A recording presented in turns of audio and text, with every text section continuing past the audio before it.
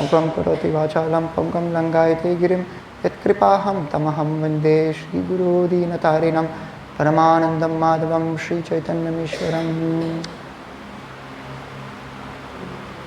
హరే కృష్ణ. భక్తులందరికీ సండే యొక్క భాగవతం క్లాస్కి స్వాగతం. ఈరోజు మనం భగవద్గీత 4వ అధ్యాయం 8వ శ్లోకం మనం చర్చించబోతున్నాం. సో ఇంకొకసారి ట్రాన్స్లేషన్ ఒకసారి చెప్పండి నాతో. To deliver the pious and to annihilate the miscreants, as well as to re-establish the principles of religion, I myself appear millennium after millennium.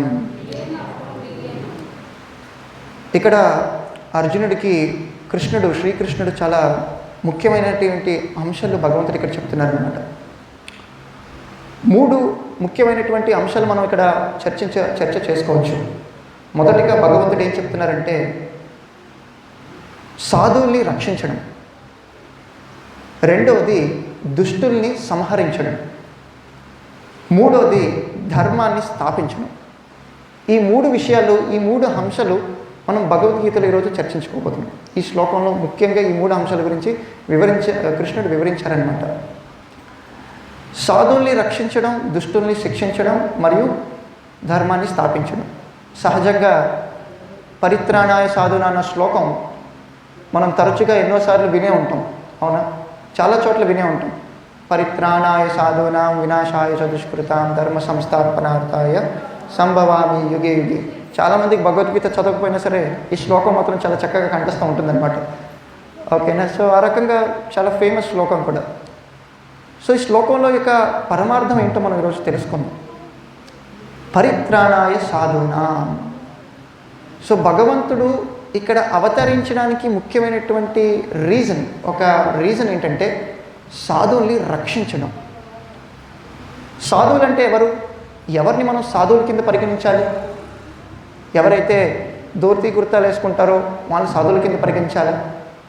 లేదా ఎవరైతే కాషాయం వస్త్రాలు ధరించి గెడ్డమంతా వదిలి జుట్టంతా వదిలి కొంతమంది మనం తీర్థయాత్రలకి తిరుగుతూ ఉంటే వీళ్ళందరూ కనబడుతూ ఉంటారు మనకి. పెద్ద పెద్ద గెడ్డలు వదిలి జుట్టు విరబూసుకుని అటువంటి వాళ్ళని సాధువుల కింద పరిగణించాలా? ఎవరిని సాధువుల కింద పరిగణించాలి? అసలు భగవంతుడు ఎటువంటి సాధువుని రక్షిస్తాడు?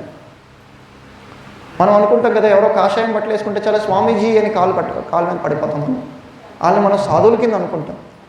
కానీ శాస్త్రం ఏం చెప్తుందంటే సాధువులు అనేది ఎవరు? ఓకేనా? అసలు సాధువులకి దుష్టులకి ఉన్న వ్యత్యాసం ఏంటి? ఓకేనా? ఇది ఈరోజు మనం తెలుసుకుందాం. కృష్ణుడు భగవద్గీతలో ఏమని చెప్తారంటే సాధువులు ఎవరో చెప్తారు. మహాత్మానస్తు మాం పార్థ దైవీం ప్రకృతిమాశ్రిత భజంత్య అనన్య మనసో జ్ఞాత్వా భూతాదిమవ్యయం. సో సాధువులు ఎవరు? ఆ మహాత్ములు ఎవరు? ఎవరైతే భగవంతుడి యొక్క సేవలో నిరంతరంగా తలుచుగా భగవంతుడి యొక్క సేవ చేస్తారో అటువంటి వాళ్ళు సాధువులు అని కృష్ణుడు భగవద్గీతలోనే చెప్తున్నారు. మన సాధువుల కింద ఎవరిని పరిగణించాలండి? అటువంటి వాళ్ళని పరిగణించాలి. ఎవరైతే నిరంతరం భగవంతుడి యొక్క సేవలో ఉంటారో, సతతం భగవంతుడి యొక్క స్మరణలో ఉంటారో, ఆ కృష్ణ పరమాత్మ యొక్క సేవలో నిమగ్నమై ఉంటారో అటువంటి వాళ్ళు సాధువులు, అటువంటి వాళ్ళు మహాత్ములు అని చెప్పి భగవంతుడు అంటున్నారన్నమాట. మహాత్ములు అంటే మనకి పొలిటీషియన్ పక్కన పేరు పెట్టుకుంటారు చూడండి, ఆ మహాత్మా కాదు. మహాత్మకి దాని అర్థం చాలా పెద్దగా ఉంది. మహాత్మా మన సహజంగా చూస్తే మన ఇండియన్ పాలిటిక్స్లో మహాత్మా గాంధీ అంటారు. అసలు మహాత్మా అంటే దాని అర్థం ఇది. మహాత్మా అంటే ఏ వ్యక్తి అయితే సతతం నిరంతరం భగవంతుడి యొక్క సేవలో నిరంతరమై ఉంటారో అటువంటి వాళ్ళని మహాత్ములుగా పరిగణిస్తున్నారనమాట. ఎవరినో పొలిటీషియనో లేకపోతే ఎవరినో రాజకీయ వ్యక్తులనో కాదండి మహాత్ముల కింద పరిగణించేది, భక్తుల్ని మహాత్ముల కింద పరిగణిస్తున్నారనమాట. అటువంటి వాళ్ళని సాధువులు అని అంటున్నారు. అటువంటి వాళ్ళని భగవంతుడు రక్షించడానికి వస్తున్నారనమాట. మన భారతదేశంలో సాధువులకి లోటుపాట్లే లేవు. ఒకసారి శ్రీల ప్రభుపాద్కి న్యూస్ రిపోర్టర్ అడుగుతారనమాట, ప్రభుపాద్ స్వామీజీ మీ యొక్క భారతదేశంలో ప్రతి ఒక్క నిమిషానికి ఒక కొత్త భగవంతుడు సృష్టింపబడతారు, దాని గురించి మీరు ఏం చెప్తారంటారు? శ్రీల ప్రభుపాదులు అంటారు, భగవంతుడు స్వామీజీలు మనుషులు ఎప్పుడు భగవంతులు అవరు. భగవంతుడి యొక్క క్యారెక్టరిస్టిక్స్ వేరే ఉన్నాయి. ఓకేనా? సో మోసం చేసేవాళ్ళు చాలామంది, మోసపోయేవాళ్ళు, మోసం చేసేవాళ్ళు చాలామంది మనకి స్వామీజీల కింద వేషధారణ వేసుకుని మనకి చాలామంది మోసం చేస్తూ ఉంటారు. అటువంటి వాళ్ళు కాదండి సాధువులు అంటే. సో ఇక్కడ ఏమంటున్నారు? భజంత్య అనన్య మనసో, ఎటువంటి నిష్కామ నిస్వార్థంగా ఆ భగవంతుడి దేవదేవుడి యొక్క అయినటువంటి ఆ శ్రీకృష్ణుడికి సేవ చేసుకునే వాళ్ళని సాధువులు అంటారు, మహాత్ములు అని చెప్పి అంటున్నారనమాట. ఇంకా చెప్తున్నారు చూడండి, ఇంకా ఆ సాధువుల గురించి ఇంకా వర్ణన ఉంది. సతతం కీర్తయంతో మాం యతంతశ్చ దృఢవ్రతః. ఓకేనా? సతతం కీర్తయంతో మాం, సతతం కీర్తన చేస్తూ ఉంటారంట, భగవంతుడిని భజిస్తూ ఉంటారంట. ఓకేనా? భగవంతుడి యొక్క గుణగానాలు చేస్తూ ఉంటారు, భగవంతుడి యొక్క నామస్మరణ చేస్తూ ఉంటారనమాట. ఓకేనా? అటువంటి వాళ్ళని మహాత్ములు అంటారు, అటువంటి వాళ్ళని సాధువులు అని పరిగణించాలి అనమాట. సో ఎవరెవరినో కాదు, కాషాయ బట్టలు ధరించడం వల్ల, లేకపోతే ఒక ఇటువంటి ధోతి కుర్తా ధరించడం వల్ల వీళ్ళు సాధువుల కింద అని మనం పరిగణించాలి. వాళ్ళు ఏం చేస్తున్నారు మనం చూడాలి, ప్రత్యక్షంగా మనం చూడాలి వాళ్ళు ఏం చేస్తున్నారు. భగవంతుడి నామం జపిస్తున్నారా? భగవంతుడి యొక్క కీర్తన చేస్తున్నారా? భగవంతుడి గురించి వర్ణిస్తున్నారా? లేదా నేనే భగవంతుడు అంటున్నారా? గమనించాలి మనం. అవునా? కొంతమంది కూర్చుని అంత క్లాస్ అంతా అయిన తర్వాత నేనే భగవంతుడిని, నన్ను మీరు పూజ చేయాలి, నన్ను మీరు సాటిస్ఫై చేయాలంటారు. ఇది కాదండి. భగవంతుణ్ణి కీర్తిస్తున్నారా? భగవంతుని కృష్ణుడి గురించి, ఆ దేవాది దేవుడైనటువంటి ఆ శ్రీకృష్ణుడి గురించి వర్ణనిస్తున్నారా? అటువంటి వాళ్ళు భక్తులు ఎలా భక్తి చేశారో వాళ్ళ గురించి వర్ణనిస్తున్నారని మనం చూడాలన్నమాట. అటువంటి వాళ్ళని మనం సాధువులు అంటాం, అటువంటి వాళ్ళని మనం మహాత్ములు అని కూడా అంటాం అన్నమాట. వాళ్ళు మహాత్ములు, వాళ్ళు సాధువులు, భగవంతుడు రక్షించడానికి వచ్చేది వాళ్ళని అనమాట. ఇంకేమంటున్నారు? ఇంకా సాధువుల లక్షణం ఇంకా ఉన్నాయి చూడండి. వాళ్ళు ఏం చేస్తారంట? మచ్చిత్తా మద్గత ప్రాణ బోధయంత పరస్పరం కథయంతంశ్చ మాం నిత్యం తుష్యంతి చ రమంతి చ. మచ్చిత్తా మద్గత ప్రాణ, వాళ్ళ చిత్తం అంతా నా వైపే ఉంటుందన్నమాట. కృష్ణుడు అంటున్నారు భక్తుల యొక్క చిత్తం అంటే మనసు ఎప్పుడు నియంత్రణం భగవంతుడి యొక్క ధ్యానంలోనే ఉంటుంది, భగవంతుడి యొక్క స్మరణలోనే ఉంటుంది, భగవంతుడి యొక్క నామస్మరణ చేస్తూనే ఉంటారు. నోరు విప్పితే వాళ్ళు భగవంతుడి గురించే మాట్లాడతారు. వాళ్ళు సాధువులంటే, వాళ్ళు భక్తులంటే అని అంటున్నారనమాట. సో ఇంకేమంటున్నారు? నిరంతరం నా గురించి ఆలోచిస్తారు, నిరంతరం నా సేవ చేస్తారు, నిరంతరం నా గురించి ఒకళ్ళకొకళ్ళకి చెప్పుకుంటారనమాట. మనం ఎవరైనా స్నేహితులు కలిసినా, లేక ఎవరైనా పెద్దవాళ్ళు కలిసినా మనం ఏం మాట్లాడుకుంటామండి? ఇంట్లో అందరూ బాగున్నారా? ఇది సహజంగా మాట్లాడుకునే మాటలు, తప్పులేదు, ఇది మాట్లాడుకోవచ్చు. దాని తర్వాత ఏం మాట్లాడుకుంటాం?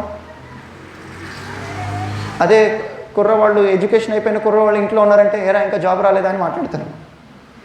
అదే యుక్త వయసులో ఉన్న అమ్మాయి ఉందంటే ఇంకా పెళ్ళి అవ్వలేదమ్మా అని మాట్లాడుకుంటారు. లేదా రాజకీయాల గురించి మాట్లాడతారు. మన రాష్ట్రంలో ఈ వ్యక్తి వస్తే బాగుంటుంది, ఆ వ్యక్తి వస్తే బాగుంటుంది. అలాగా ఎన్నెన్నెన్నెన్నో భగవంతుణ్ణి వదిలి మనం అన్ని రకాలుగా చింతన చేస్తాం, అన్ని రకాలుగా కూడా మాట్లాడతాం అనమాట. కానీ అది కాదు. ఇక్కడ భగవంతుడు ఏమంటున్నాడు? కథయంతంశ్చ మాం నిత్యం, నా గురించి ఎప్పుడు నా కథలు ఎప్పుడు నిత్యం వాళ్ళు స్మరించుకుంటూ ఉంటారు నా భక్తులకి ఆనందం ఏంటంటే నా గురించి చర్చ చేసుకోవడమే నా భక్తులకి ఆనందం అని చెప్పి కృష్ణుడు అంటున్నాడు అనమాట. అటువంటి వాళ్ళు సాధువులు, అటువంటి వాళ్ళు మహాత్ములు. సో ఇటువంటి మహాత్ములను రక్షించడానికి భగవంతుడు వస్తారనమాట. సరే,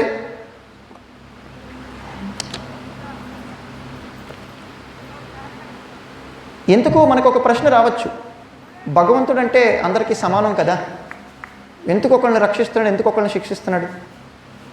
రావచ్చు కదా, సహజంగా మనకు ఆ ప్రశ్న రావచ్చు. ఒకళ్ళనేమో రక్షిస్తున్నాడు, భగవంతుడు అంటే అందరినీ సమానంగా చూడాలి కదా. దానికి కూడా భగవంతుడు భగవద్గీతలు ఏం చెప్తారంటే, సమోహం సర్వభూతేషు నా ద్వేషోస్తి నా ప్రియ. నేను ప్రతి ఒక్కరికి నేను సమానంగానే నేను నా పిల్లల్ని సమానంగానే నేను చూసుకుంటానని భగవంతుడు భగవద్గీతలో చెప్తున్నాను. ఎందుకంటే అహం బీజ ప్రదాపిత, భగవంతుడు అంటున్నాడు నేను సకల చరాచర జీవులకి నేనే తండ్రి. అటువంటి తండ్రి అందరినీ సమానంగానే చూస్తాడు. కానీ ఏంటి ఇక్కడ మనకి ఒకళ్ళు రక్షిస్తున్నారు, మరి సాధువులు రక్షిస్తున్నారంటే అసురులు అంటే దుష్టుల్ని కూడా శిక్షిస్తున్నాడు. ఎందుకలా చేస్తున్నాడు? ఇద్దరిని సమానంగా చూడాలి కదా. మనకు ఆ ప్రశ్న రావచ్చు. ఇక్కడ దాని అర్థం ఏంటంటే, మనం సహజంగా చూసుకుంటే ఒక ఇంట్లో తల్లి ఏం చేస్తుందండి? వాళ్ళ పిల్లల్ని చక్కగా చూసుకుంటుంది. ఎవరైతే మాట వింటారో వాళ్ళు ఏం చేస్తుంది తల్లి?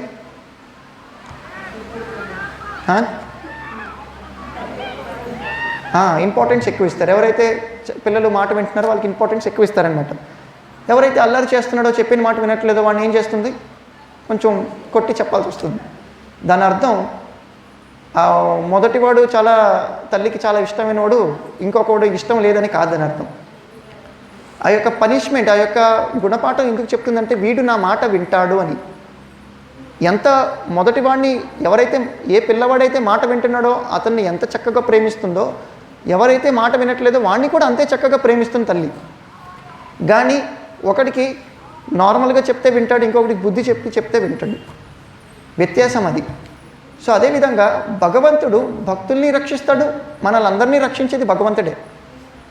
భక్తుల్ని రక్షించాలన్నా భగవంతుడే, బయట నాస్తికుల్ని రక్షించాలన్నా భగవంతుడే, అందరినీ రక్షణ చేస్తుంది భగవంతుడే. కానీ అదే అంటున్నాడు, సమత్ సర్వేషు భూతేషు, అందరినీ నేను సమానంగా చూసుకుంటాను, కానీ కండిషన్ అప్లై, కానీ నా భక్తుల్ని నేను స్పెషల్గా చూసుకుంటాను అంటున్నాడు అనమాట. అంతే కదండి. పిల్లల్ని ఇద్దరినీ చక్కగా చూసుకుంటాడు. తల్లిదండ్రులు ఇద్దరినీ చక్కగా చూసుకుంటారు. నేను ఎవరైతే చక్కగా మాట వింటున్నాడో వాడు కొంచెం స్పెషల్గా చూసుకుంటారనమాట.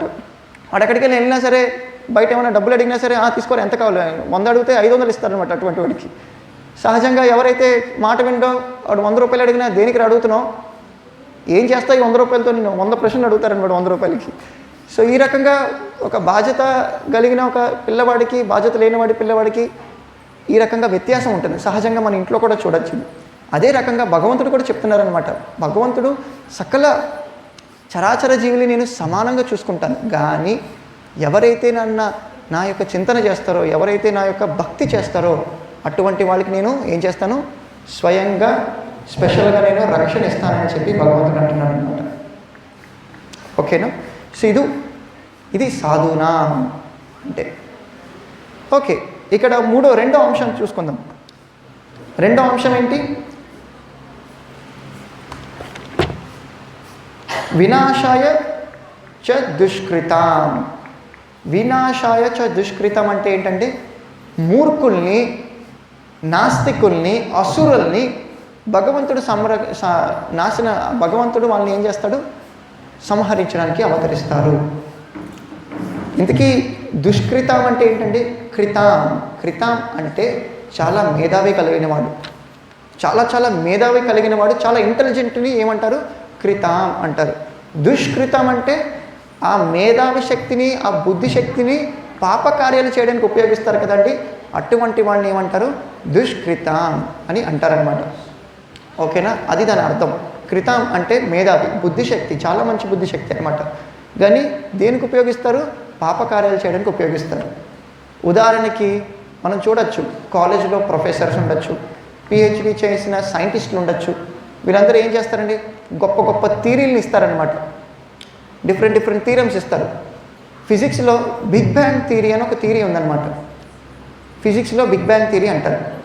ఈ థియరీ యొక్క అర్థం ఏంటంటే, సృష్టి ఎటువంటి భగవంతుడి మీద ఆధారపడకుండా సృష్టి తనంతట తానే సృష్టింపబడింది అన్న ఆ థియరీ కాన్సెప్ట్ అనమాట. ఏదో విస్ఫోటమైంది, ఆకాశంలో ఏదో విస్ఫోటం జరగడం ద్వారా ఏమైంది? ఒక సృష్టి అనేది సృష్టింపబడింది అని చెప్పి ఆ యొక్క బిగ్ బ్యాంగ్ థియరీ యొక్క కాన్సెప్ట్ అనమాట ఇది. అంటే భగవంతుడిని వాళ్ళు ఏం చేస్తున్నారంటే దూషిస్తున్నారనమాట. భగవంతుడు లేడు, సృష్టి తనంతట తానే సృష్టింపబడింది అని విచిత్రమైనటువంటి ప్రగల్భాలు వాళ్ళు పలుకుతూ ఉంటారనమాట. భగవంతుడు లేని కాన్సెప్ట్స్ అని వాళ్ళు తీసుకుని వస్తూ ఉంటారనమాట. సో ఇది దుష్కృతి. వాళ్ళ యొక్క మేధావి శక్తిని ఎలా ఉపయోగిస్తున్నారు? భగవంతుడిని నిరాకరించడానికి, పాపకార్యాలు చేయడానికి వాళ్ళు ఉపయోగిస్తున్నారనమాట. బుద్ధి ఉంది. కాలేజ్ ప్రొఫెసర్స్ అంటే, సైంటిస్టులు అంటే వాళ్ళు ఊరికే అయిపోరు. ఎంతో బుద్ధిని, ఎంతో శ్రమని వాళ్ళు వినియోగించాల్సింది ఉంటుంది. కానీ వాళ్ళు ఎలా వినియోగిస్తున్నారు? భగవంతుడిని దూషించడానికి, భగవంతుడిని మన సామాన్యమైనటువంటి జనాల నుంచి దూరం చేయడానికి వాళ్ళు ఏం చేస్తున్నారండి? అటువంటి జ్ఞానాన్ని అలా వాళ్ళు ఉపయోగిస్తున్నారు. అందుకు వాళ్ళని దుష్కృతినా అని అంటారనమాట. మీరు 7వ చాప్టర్లో చూస్తే 4 రకాల దుష్కృతి, అలా అటువంటి మూర్ఖులు ఎంతమంది ఉన్నారో భగవద్గీతలో మనకి 7వ చాప్టర్లో చెప్తారనమాట. సో ఆ రకంగా దుష్కృతనం అంటే అది అండి దాని అర్థం. వీళ్ళు సహజంగా ఏం చేస్తారండి, మనం తరచుగా మన సమాజంలో చూడొచ్చు. వీళ్ళు ఏం చేస్తారంటే పాపకార్యాలు చేస్తూ భగవంతుడికి విరుద్ధమైనటువంటి పనులు చేస్తారనమాట. అందుకే వీళ్ళని దుష్టులు, దుష్కృతిన అంటారు, అసుర అని అంటారు. మనకి ఈ ప్రపంచంలో ఇద్దరు వ్యక్తులండి. ఒకటి సుర. సుర అంటే దేవతలు, దేవతా గుణాలు కలిగినటువంటి మనుషులు. ఇంకొకళ్ళు ఎవరండి, అసుర. అసుర అంటే ఏంటి, నీచ ప్రవృత్తి కలిగిన మనుషులు.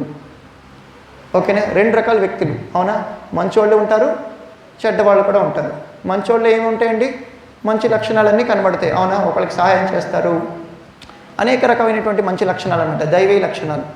భగవంతుడు భక్తి చేస్తూ ఉంటారు, భగవంతుడు నామస్మరణ చేస్తూ ఉంటారు. ఇది ఒక చాలా మంచి లక్షణాలు అనమాట. దుష్ట లక్షణాలు ఏంటండి, గొడవలాడడం, తాగడము, అనేకమైనటువంటి పాపకార్యాల్లో తొడడం, ఇది దుష్ట లక్షణాలు. అందుకే వీళ్ళని అసుర అంటారనమాట. ఈ అసురలు ఏం చేస్తారండి, భగవంతుడికి చెప్పిన విరుద్ధమైనటువంటి పనులే చేస్తూ ఉంటారనమాట. వీళ్ళు ఏది భగవంతుడికి సహకారమైనటువంటి పనులు ఎప్పుడు చేయరు. లేదా ఎవరైతే భగవంతుడి భక్తి చేస్తున్నారో వాళ్ళకి అటువంటి మహాత్ములకి ఏం చేస్తారు, వీళ్ళు కష్టాలు ఇస్తూ ఉంటారనమాట. మన సమాజంలో చూడొచ్చు, నాస్తిక తత్వం ఎక్కువ పెరుగుతుంది. నాస్తికులు అంటే ఎవరండి, భగవంతుడు నమ్మలేని వాళ్ళు. భగవంతుడు ఎక్కడున్నారండి, భగవంతుడు లేడు. ఎందుకు నమ్ముతున్నారు, భగవంతుడు రాయిలో ఉన్నాడు. భగవంతుడు, మీరు రాయిని పూజిస్తున్నారా మీరు? ఈ రకంగా విచిత్రమైనటువంటి ప్రగల్భాలు పలుకుతూ భగవంతుడిని దూషించే పనులు చేస్తూ ఉంటారు ఈ అసురులు. ఎందుకు పూజిస్తారు, మీ ఏమైనా కష్టాలు తీరుస్తున్నాడు భగవంతుడు? దేనికి పూజిస్తున్నారు మీరు? ఏం పూజించకండి, భగవంతుడు లేడు, ఎవరు లేరు. ఈ రకంగా కొంతమంది భగవంతుని దూషించడానికి ప్రయత్నం చేస్తూ ఉంటారనమాట, వాళ్ళ యొక్క బుద్ధిశక్తిని ఉపయోగించి. ఇంకొంతమంది ఏం చేస్తారు, ఇంకొంతమంది ఏంటంటే భగవంతుడు చెప్పినటువంటి సూచనలన్నీ విరుద్ధంగా పాటించడానికి ట్రై చేస్తూ ఉంటారనమాట. ఏ రకంగా అయితే మన రాజకీయ వ్యక్తులు, ఇప్పుడు ఎలక్షన్స్ వస్తున్నాయి కదండి, ప్రతి ఒక్కరికి ఏం చేస్తారు, చక్కగా బిర్యానీ ప్యాకెట్, మందు ప్యాకెట్ ఇచ్చి చక్కగా అందరినీ పడుకోబెడతారనమాట, మాకే ఓటేయండి, మాకే ఓటేయండి. ఓకేనా? సో ఇదంతా ఏంటి, దుష్ట పనులు అనమాట, భగవంతుడికి విరుద్ధమైనటువంటి పనులు, పాపకార్యాలు చేసే పనులు అనమాట. వీళ్ళు ఎవరు చేస్తారండి, దుష్కృతినా, అసురులు చేసే పనులు అనమాట ఇవి. భగవంతుడికి విరుద్ధంగా వెళ్ళే పనే వీళ్ళు చేస్తూ ఉంటారనమాట. అప్పుడప్పుడు అనిపించవచ్చు, వీళ్ళు చాలా మంచిగా కనబడచ్చు మనకి, అబ్బా ఈ వ్యక్తి ఎంత మంచివాడు, భగవంతుడు లేడంటున్నాడే కానీ ఈ వ్యక్తి మాత్రం చాలా మంచివాడు అనిపించవచ్చు మనకి. సమయానికి సందర్భం ప్రకారంగా వీళ్ళ యొక్క అసుర గుణాలని మనకి ప్రదర్శిస్తూ ఉంటారనమాట. ఉదాహరణకి చెప్పాలంటే ప్రహ్లాద్ మహారాజ్ ఉన్నారండి. ప్రభుపాదుల వారు పొరపాట్లు అదే చెప్తున్నారు. భావార్థంలో ఏమని చెప్తున్నారంటే, భగవంతుడు ఇటువంటి దుష్టుల్ని సంహరించడానికి నేరుగా రావాల్సిన అవసరం లేదు. ఎక్కడో గోలోక నుంచి భూలోకానికి వచ్చి ఈ అసురుల్ని సంహరించాల్సిన అవసరం లేదు. భగవంతుడు తలుచుకోవడం ద్వారానే ఈ దుష్టులందరూ నాశనానికి గురి అవుతారనమాట. ఈ సృష్టి ఆయన ఇటుకలతోనో సిమెంట్తోనో అనేది వెనకాల లారీస్ లోడ్తో వచ్చి ఈ సృష్టిని సృష్టించలేదు. కేవలం ఆయన యొక్క మనసులో అనుకుంటేనే చాలు సృష్టి సృష్టింపబడుతుంది. దాంట్లో ఆయన కళ్ళుతో ఆ సృష్టిని చూస్తే చాలు సృష్టి స్టార్ట్ అవ్వడం మొదలవుతుంది. అది ఆయన శక్తి. అటువంటి శక్తి కలిగినటువంటి భగవంతుడు, దేవాది దేవుడైనటువంటి శ్రీకృష్ణుడు ఈ అసురుల్ని చంపడానికి సాక్షాత్తుగా నేరుగా రావాల్సిన అవసరం లేదు. ఆయన మనసులో తలుచుకుంటే చాలు ఈ అసురులు అందరూ చనిపోతారనమాట. భగవంతుడికి ఎంతోమంది సర్వెంట్స్ ఉన్నారు, ఎంతోమంది సేవకులు ఉన్నారు. ఆ సేవకులతో పని ముగించవచ్చు భగవంతుడు ఈ అసురులది, పెద్ద కష్టమేం కాదు. కానీ ఎందుకు వస్తున్నాడండి, ఎందుకు పరిత్రాణాయ సాధువునాం, ఆ సాధువుల దగ్గరికి ఎందుకు వస్తున్నాడండి, ఎందుకు అవతరిస్తున్నారండి? ఎందుకంటే భగవంతుడి యొక్క దివ్యమైనటువంటి లీలలు, ఆ భగవంతుడి యొక్క భక్తుల యొక్క ఆనందం కోసం భగవంతుడు అవతరిస్తున్నారన్నమాట. బృందావనంలో అనేక లీలలు భగవంతుడు బాల్య లీలల నుంచి మొత్తం అన్ని లీలలు, చాలా వరకు లీలలు మనకు బృందావనంలో చేశారనమాట. ఎంతోమంది అసురుల్ని సంహరించడం, ఎంతోమంది గోపిక స్త్రీల ఇంట్లో వెళ్ళి వెన్న దొంగతనం చేయడం, ఎన్నెన్నో గొప్ప గొప్ప లీలలు ఆయన చేశారనమాట. ఇవన్నీ ఎందుకు చేశారంటే కేవలం భగవంతుడి యొక్క భక్తుల యొక్క సంతోషం కోసం ఆయన అవతరించి ఇవన్నీ లీలలు చేస్తున్నారనమాట. ఈ దుష్టుల్ని కోసం కాదు, వీళ్ళకి సంహరించడానికి సపరేట్గా రావాల్సిన అవసరం లేదు ఆయనకి. ఆ ఏజెంట్స్ ఆయనకు ఒక సర్వెంట్స్ ద్వారా పని ముగించవచ్చు ఆయన. కానీ ఎందుకంటే భక్తుల యొక్క ఆనందం కోసం ఆయన వస్తున్నారనమాట. ప్రహ్లాద్ మహారాజ్ వారి యొక్క తండ్రి హిరణ్యకశిపు ఎంత మహా అసురుడు అంటే ముల్లోకాలు మొత్తం ఆయన ఆధీనంలో పెట్టుకున్నాడు అనమాట. సకల దేవతలందరూ హిరణ్యకశిపు ఇంట్లో పని మనుషుల కింద పని చేస్తున్నారనమాట. హిరణ్యకశిపు అందరినీ, ప్రతి ఒక్క దేవతల్ని ఎలా నియంత్రించాడంటే, హిరణ్యకశిపుకి కావాల్సినప్పుడు వర్షం వస్తుంది, వద్దనుకుంటే వర్షం రాదు. ఇప్పుడు సూర్యుడు టెంపరేచర్ మనకి రాయచూరులో 40 డిగ్రీలు ఉంది, మనం తట్టుకోలేకపోతున్నాం. అదే హిరణ్యకశిపుడికి అంత టెంపరేచర్ అనిపిస్తుందంటే కంటి చూపుతో చాలన్నమాట, టెంపరేచర్ సూర్యుడు తగ్గించేసుకుంటాడు ఆటోమేటిక్గా. అంతలా కంట్రోల్ చేశాడనమాట హిరణ్యకశిపు. ఆ రకంగా ప్రతి ఒక్క దేవతల్ని, 33 కోట్ల దేవతల్ని తన అండర్లో పెట్టుకున్నాడు అనమాట. ప్రతి ఒక్కళ్ళు నా నామం జపించాలి, విష్ణునామం కాదు, ఏ నామం, ఓం హిరణ్యకశిపాయ నమః అని జపించాలి అందరూ. అలా జపించకపోతే ఆడు పని అయిపోతుంది ఇంకాడికి. అటువంటి హిరణ్యకశిపుకి పుట్టిన వ్యక్తి ఎవరంటే భక్త ప్రహ్లాదని చండ అమరకల యొక్క గురుకుల్లో వేస్తారనమాట. స్కూల్లో వేస్తారు, చిన్న స్కూల్, అప్పుడు గురుకులాలు ఉండేవి, ఇప్పుడు స్కూల్ అంటున్నాం. ఆ గురుకులాల్లో వేసిన తర్వాత చండ అమరక వాళ్ళ టీచర్స్ అనమాట, వాళ్ళ గురువులు.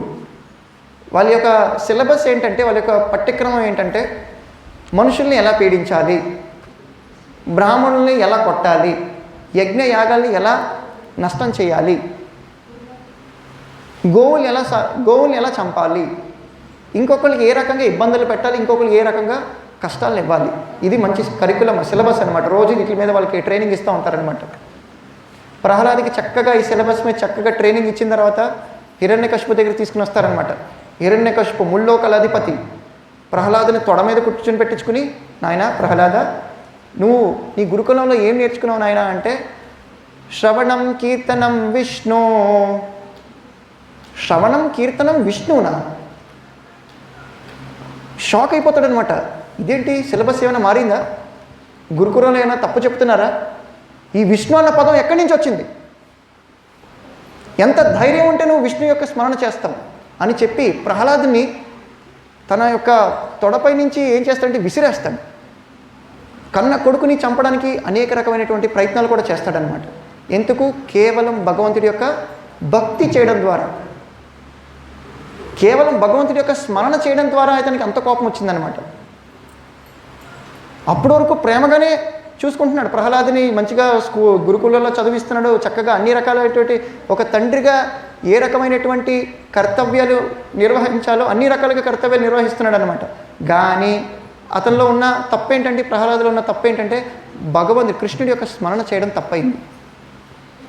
ప్రహ్లాదుని అంత చిన్న పిల్లవాడిని చంపాలని ప్రయత్నం చేశాడు హిరణ్యకశిపు. లాస్ట్కి ఏమైందండి? చంపగలిగాడా? అటువంటి భక్తుల్ని, ప్రహ్లాద లాంటి భక్తుల్ని కాపాడడానికి ప్రహ్లాద్ ఏంటండి సతతం హరే కృష్ణ కృష్ణ కృష్ణ హరే హరే, హరే రామ రామ రామ హరే హరే, సతతం ఆయన నామస్మరణలోనే ఉండేవారు. సతతం నోరు తెరిస్తే ఆయన భగవంతుడి గురించే మాట్లాడేవారు. ఆయన సాధువు. అటువంటి భక్తుల్ని రక్షించడానికి సాక్షాత్ దేవాది దేవుడైనటువంటి శ్రీకృష్ణుడు నరసింహ అవతారంలో వచ్చి హిరణ్యకశిపుని సంహరించి భక్తుడైనటువంటి ప్రహ్లాద్ మహారాజుని రక్షణ చేశాడనమాట. ఎందుకంటే ఈ నాస్తికులు, ఈ అసురులు ఏం చేస్తారంటే సాధారణమైనటువంటి భక్తుల్ని హింస పెడతా ఉంటారు, కష్టాలు ఇస్తూ ఉంటారనమాట. సమాజంలో మనం చూడొచ్చు, పొలిటీషియన్స్ రూపంలో, లేకపోతే మీడియా రూపంలో, లేకపోతే ప్రొఫెసర్స్ రూపంలో, కాలేజ్ సైంటిస్ట్ రూపంలో మనకి ఏం చేస్తున్నారండి, మనల్ని భగవంతుడి దగ్గర నుంచి దూరం చేయడానికి ప్రయత్నం చేస్తున్నారనమాట. సేమ్ హిరణ్యకశిపులాగే. హిరణ్యకశిపుడు ఏం చేశాడండి, ప్రహ్లాదుని భగవంతుడి నుంచి దూరం చేయడానికి ఏ రకంగా ప్రయత్నం చేశాడో అదేవిధంగా ఇప్పుడున్న మన సమాజంలో కూడా అదే జరుగుతుందన్నమాట. మనల్ని కృష్ణుడి నుంచి దూరం చేయడానికి సకల ప్రయత్నాలు ఈ దుష్టులు, ఈ దుష్కృతమైనటువంటి మనుషులు సతతం ప్రయత్నం చేస్తూ ఉంటారనమాట. ఇది అండి. ఇంకొక సన్నివేశం కూడా ఉంది మన భాగవతంలో చూస్తే. దేవకి వసుదేవుల యొక్క పెళ్ళి అవుతున్నప్పుడు రథసారథి కింద కంసుడు స్వయం వాళ్ళ యొక్క అత్తగారి ఇంటికి వెళ్ళడానికి రథసారథి అయి ఉండి వెళ్తూ ఉంటాడనమాట కంసుడు. ఎప్పుడైతే ఆకాశవాణి నుంచి నీ దేవకి గర్భంలో పుడుతున్న 8వ సంతానం ఏదైతే ఉందో అతను నీ మృత్యుకు కారణమవుతాడని వింటాడో ఇమీడియట్గా ఎంతో ప్రేమగా తీసుకెళ్తున్న కంస ఏం చేస్తాడు, ఖడ్గాన్ని తీసుకుని దేవకి యొక్క జుట్టును పట్టుకుని తన శిరస్సుని ఖండించడానికి వెళ్తాడనమాట. అసుర. ఎందుకంటే భగవంతుడు అంటే అంత ద్వేషం అండి. ఇప్పటికి ఇంకా మన సమాజంలో చూడొచ్చు, మన కాలేజీల్లో, మన స్కూల్స్లో ఇలాగే ప్రచారం చేస్తారు, ఎక్కడున్నాడు భగవంతుడు. మనల్ని భగవంతుడిని దూరం చేసే పనులే చేస్తూ ఉంటారనమాట. ప్రచారాలు కూడా ఇలాగే చేస్తారు. ఇది దుష్కృతినా, వీళ్ళు దుష్టులు. సో వీళ్ళేంటంటే మనకి కులశేఖర ఆళ్వార్ గారు ఒక చక్కటి శ్లోకం చెప్తారండి. త్యజంతు బాంధవ సర్వే, చెప్పండి నాతోటి, త్యజంతు బాంధవ సర్వే నిందంతు గురవో జనా తథాపి పరమానందో గోవింద మమ జీవన. కులశేఖర ఆళ్వార్ గారు ఏమంటున్నారో తెలుసా అండి? త్యజంతు బాంధవ సర్వే, నేను కృష్ణ భక్తి చేస్తున్నాను, కృష్ణుడి యొక్క నామస్మరణ చేస్తున్నానని చెప్పి నా యొక్క స్నేహితులు, నా యొక్క బంధువులు కూడా నన్ను తిరస్కరించవచ్చు. ఎవరు నువ్వు, ఏమైంది నీకు, హరే కృష్ణ హరే రామ జపిస్తున్నావా, పిచ్చిగాని పట్టిందేంటి నీకు, ఇస్కాన్ టెంపుల్కి వెళ్తున్నావా అని కూడా అంటారు. మనం చాలామంది అనే ఉంటారు. మీ ఇంట్లో చాలామందికి అనుభవం అయ్యే ఉంటుంది. ఎందుకు వెళ్తున్నావు, అక్కడికి వెళ్తే అన్నీ మానేయాల్సి వస్తుంది, సాధువు అయిపోతావా, నువ్వు మంచోడు అయిపోతావా అని చెప్పి చాలామంది బాధపడుతూ ఉంటారనమాట. అంటే మీరు మంచోళ్ళు అయిపోతున్నా సరే వాళ్ళకి బాధగా ఉంటుందన్నమాట. కానీ కులశేఖర ఆళ్వార్ గారు ఏమంటున్నారు, త్యజంతు బాంధవ సర్వే, నన్ను బంధువులు కానీ స్నేహితులు కానీ నన్ను త్యజించినా పర్లేదు, హే గోవింద, హే కృష్ణ, నీ యొక్క స్మరణ మాత్రం నేను ఎప్పుడు వదలను, నీ యొక్క భక్తి మాత్రం నేను ఎప్పటికీ వదలను అని చెప్పి కులశేఖర ఆళ్వార్ గారు అంటున్నారనమాట. అదే అండి భక్తుల యొక్క లక్షణం. ఎన్ని కష్టాలు వచ్చినా సరే ప్రహ్లాద్ మహారాజు గోవిందుడి యొక్క స్మరణ వదలలేదు, భగవంతుడి యొక్క స్మరణ వదలలేదు. అది వాళ్ళని సాధువులు అంటారనమాట. ఓకేనా? సో ఈ రకంగా భగవంతుడు ఇటువంటి దుష్టుల్ని, ఎవరైతే భక్తులకి కష్టాలు పెట్టడానికి సతతంగా ప్రయత్నం చేస్తూ ఉంటారో అటువంటి దుష్టుల్ని సంహరించడానికి ప్రతి యుగాలకి ఆయన అవతరిస్తూ ఉంటారనమాట.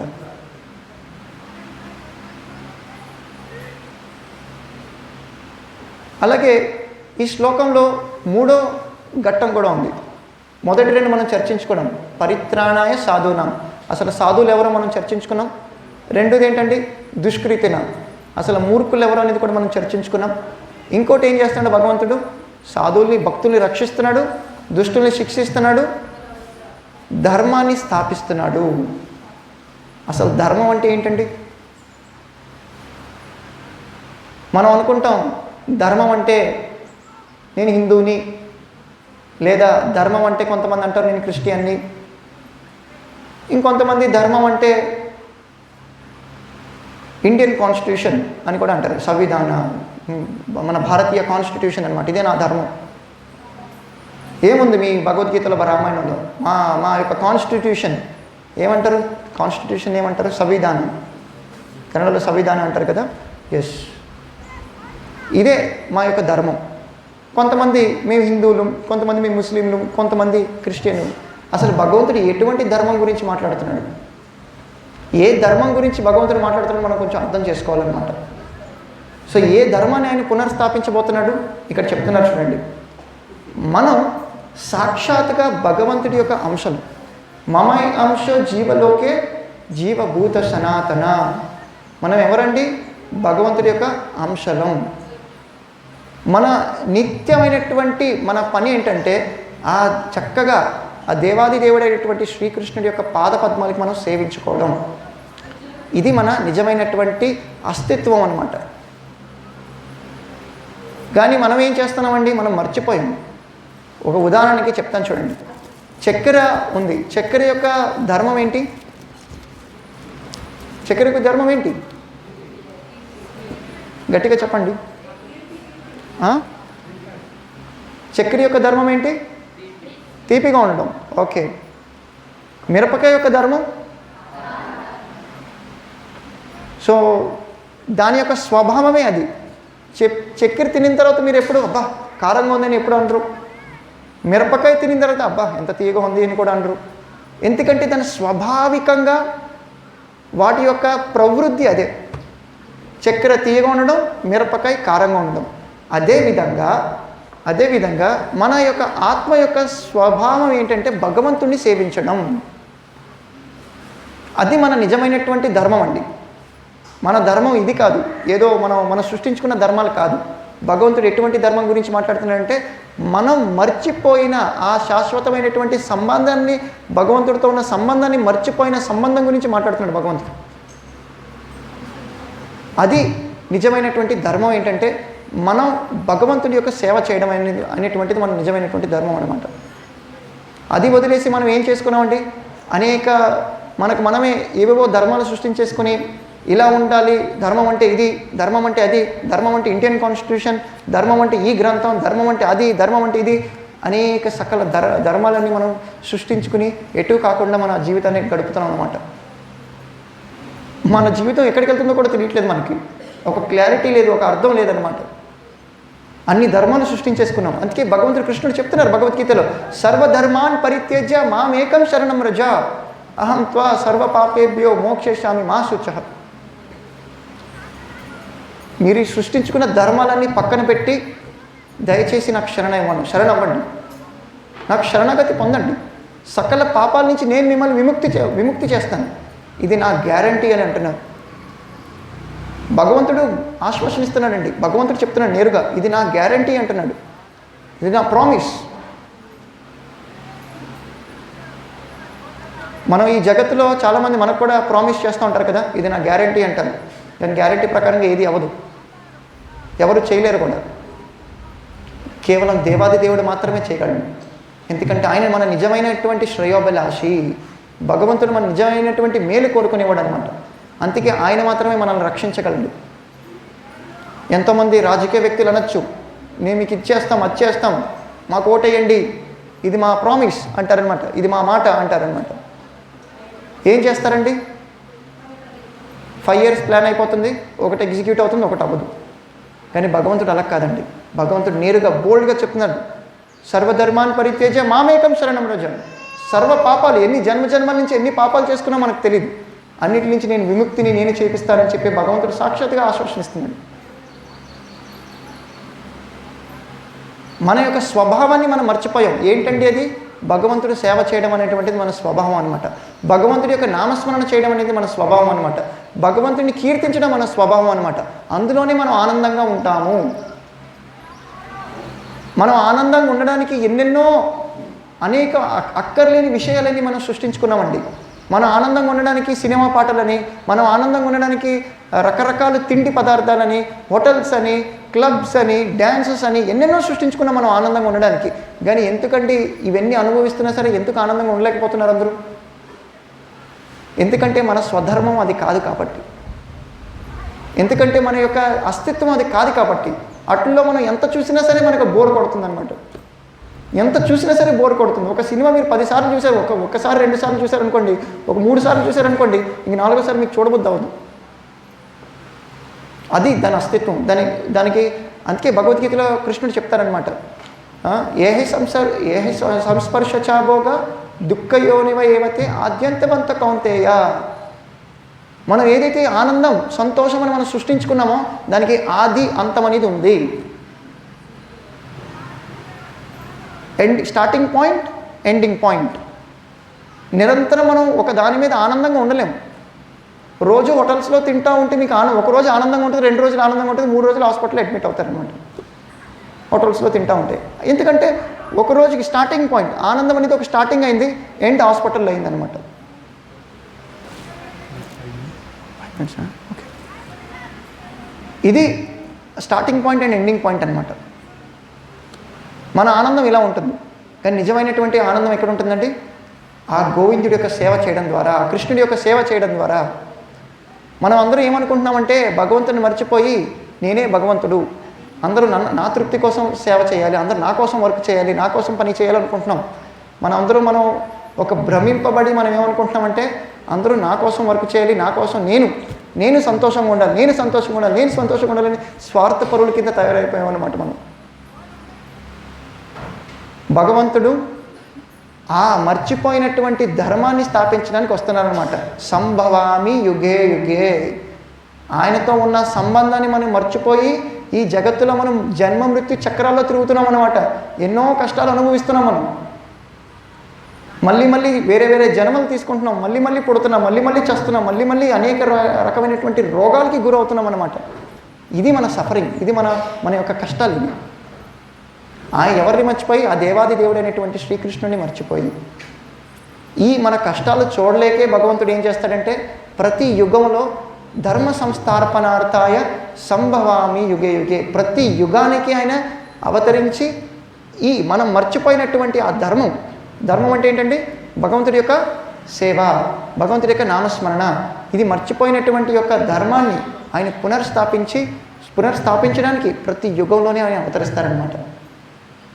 అదేవిధంగా కలియుగంలో కూడా ఆయన అవతరించారు చైతన్య మహాప్రభు రూపంలో. మీరు ఇక్కడ చూడొచ్చు, చైతన్య మహాప్రభు, నిత్యానంద ప్రభు, స్వయం కృష్ణ బలరాములు అనమాట. కలియుగ ధర్మ నామస్మరణ అనమాట. నామస్మరణ ఆయన స్థాపించడానికి ఆయన అవతరించారనమాట. ఎందుకంటే కలియుగంలో మనం పోల్చలేము. మంచి లక్షణాలు ఉన్నాయి, ఒకే వ్యక్తిలో మంచి లక్షణాలు ఉన్నాయి, చెడు లక్షణాలు కూడా ఉన్నాయి అనమాట. ఎవరిని సంహరించాలి? మంచిని సంహరించాలా, చెడుని సంహరించాలి? ఎందుకంటే రెండు ఒక చోటలోనే ఉన్నాయి. ఒకప్పుడు మంచోళ్ళందరూ ఒక పక్షాన్ని ఉండేవారు, చెడ్డవాళ్ళందరూ ఒక పక్షాన్ని ఉండేవారు. భగవంతుడు చాలా సులువుగా చెడ్డవాళ్ళకి పనిష్మెంట్ ఇచ్చి మంచి వాళ్ళని రక్షించేవాడు. ఇప్పుడు ఇద్దరు ఒక మనిషిలోనే ఉన్నారు, డ్యువెల్ సిమ్. ఇప్పుడు ఏం చేయాలి? కలియుగంలో చైతన్య మహాప్రభు అవతరించింది దుష్టుల్ని సంహరించడానికి. ఏ విధంగా అంటే మన యొక్క అజ్ఞానం నామస్మరణ ద్వారా చేయడం ద్వారా మనలో ఉన్న కామ, క్రోధ, లోభ, మోహ, మదమాత్సర్యాలు అన్ని రకాలైనటువంటి చెడ్డు లక్షణాలన్నీ సంహరింపబడతాయి. భగవంతుడు మన అజ్ఞానాన్ని సంహరించడానికి భగవంతుడు చైతన్య మహాప్రభు నామస్మరణ యొక్క యుగధర్మమైనటువంటి హరే కృష్ణ మహామంత్రాన్ని స్థాపించారనమాట. హరే రామ హరే రామ హరే నామైవ కేవలం కలో నాస్తైవ గతిరన్యత. హరినామం తప్పితే ఇంక వేరే దారి లేదని చెప్తున్నారనమాట. ఈ కలియుగంలో మనం భగవంతుడిని ఆరాధించాలన్నా, భగవంతుడికి మనకి సంబంధాన్ని అర్థం చేసుకోవాలన్నా సరే మనం ఏం చేయాలండి? నామస్మరణ చేయాలన్నమాట. హరే కృష్ణ కృష్ణ కృష్ణ హరే హరే, హరే రామ రామ రామ హరే హరే. భగవంతుడు సాక్షాత్ కృష్ణుడు నామస్మరణ రూపంలో ఉన్నారనమాట. నామరూపంలో ఉన్నారు. సాక్షాత్ నామానికి భగవంతుడికి ఎటువంటి వ్యత్యాసం లేదండి. ఎవరైతే నామస్మరణ చేస్తున్నారో మీరు అర్థం చేసుకోవాలి, వాళ్ళు నేరుగా భగవంతుడితో సత్సంగాన్ని చేస్తున్నారు, భగవంతుడితో సాంగత్యం చేస్తున్నారని మీరు అనుకోవాలి, తెలుసుకోవాలి. అది శాస్త్రాలు కూడా అదే చెప్తున్నాయి. నామానికి భగవంతుడి యొక్క నామం హరే కృష్ణ, మరి సాక్షాత్ ఆ కృష్ణ పరమాత్మకి ఎటువంటి వ్యత్యాసం లేదు, ఇద్దరు ఒకటే. భగవంతుడు నామరూపంలో ఉన్నారు. మనం ఏం చేయాలంటే సతతం నిర్లక్ష్యం చేయకుండా, బద్దకించకుండా ప్రతి సతతం మనం భగవంతుడి యొక్క నామస్మరణ చేయడానికి ప్రయత్నం చేయాలి. రోజు మనం భగవంతుడి యొక్క నామస్మరణ చేయడం ద్వారా మనలో ఉన్న చెడు లక్షణాలు, మనలో ఉన్న అజ్ఞానం అంతా పోతుందన్నమాట. ఎప్పుడైతే అజ్ఞానం పోతుందో మనం అన్ని కష్టాల నుంచి బయటపడతాం. ఎంతవరకు అయితే మనం అజ్ఞానంలో ఉంటామో అంతవరకు మనకు కష్టాలు తప్పవు. పిల్లవాడికి అజ్ఞానంలో క్యాండిల్లో ఏలు పెడతాడండి, మంటలో ఏలు పెడతాడు. పిల్లవాడికి తెలియదు అది కాలుతుందని. అజ్ఞానం. మనకు జ్ఞానం ఉంది, అందుకే మనం క్యాండిల్లో ఏలు పెట్టాం, అరే పెడితే కాలుతుంది అని. పిల్లవాడికి తెలీదు. ఏం చేస్తాడు? ఆ వెలుగుతున్న మంటలో ఏం చేస్తాడు? ఏలు పెట్టేస్తాడు అనమాట. కానీ మంట ఏమని అనుకుంటుందా? అరే చిన్నపిల్లవాడు వీడికి ఏం తెలియదు, పాపం వీడికి నేను కాల్చకుండా ఉంటాను అనుకుంటుందా? లేదు. చిన్నపిల్లవాడికైనా తెలిసిన పెట్టినా తెలియక పెట్టినా సరే ఏమవుతుంది? ఆ పిల్లవాడికి అది కాలుతుందనమాట. అదేవిధంగా అజ్ఞానంలో మనం చేసే పనులు మనం కష్టాలకి లోబడాల్సి ఉంటుంది. అందుకే భగవద్గీత, భాగవతం మనకి ఆచార్యులు ఇస్తున్నారనమాట. అసలు జ్ఞానం అంటే ఏంటి, మనం ఎలా బతకాలి, ఇదంతా మన భగవద్గీతలో మనకి నేరుగా శ్రీకృష్ణ పరమాత్మ మనకి చెప్తున్నారనమాట. సో ఇది ఈరోజు శ్లోకం యొక్క చర్చ అండి. సో పరిత్రాణాయ సాధూనా వినాశాయ చ దుష్కృతం ధర్మ సంస్థాపనార్థాయ సంభవామి యుగే యుగే. ప్రతి యుగంలో సాధువుల్ని రక్షించడానికి, దుష్టుల్ని శిక్షించడానికి, ధర్మాన్ని పునర్స్థాపించడానికి ప్రతి యుగంలోని ఆయన అవతరిస్తారు. ఈ యుగంలో నామరూపంలో ఆయన అవతరించారు. అందుకే ప్రతి ఒక్కళ్ళు ప్రతిరోజు భగవంతుడి యొక్క నామస్మరణ చేయడానికి ప్రతిరోజు చేయండి నామస్మరణ. హరే కృష్ణ. ఎవరికైనా ఏమైనా ప్రశ్నలు ఉన్నాయండి?